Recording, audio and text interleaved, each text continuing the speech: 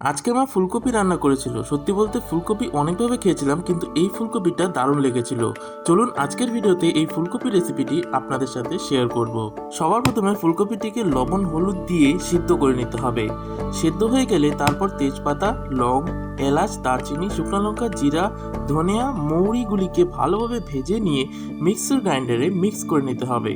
তারপর একটি ছোট্ট বাটিতে একটু হলুদ আর একটু শুকনো লঙ্কার গুঁড়ো নিয়ে সেটিতে লবণ আর একটু জল দিয়ে ভালো করে গুলিয়ে নিতে হবে।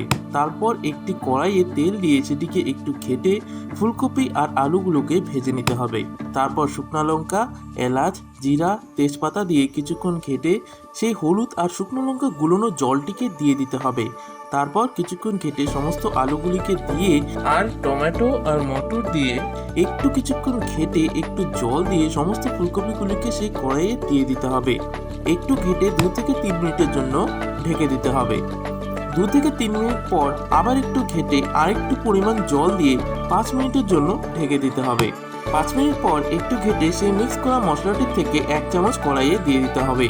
আর একটু আদা বাটা দিয়ে ঘেটে শেষে ধনেপাতা দিয়ে 2 মিনিটের জন্য ঢেকে রাখলেই রেডি হয়ে গেল স্পেশাল ফুলকপি রেসিপি। ট্রাই করে অবশ্যই জানাবেন আপনাদের কেমন লাগলো। ভিডিওটি ভালো লাগলে ভিডিওটিকে লাইক আর আমাদের চ্যানেলটিকে সাবস্ক্রাইব করে একবার হলেও ভিডিওটিকে শেয়ার করুন। ধন্যবাদ।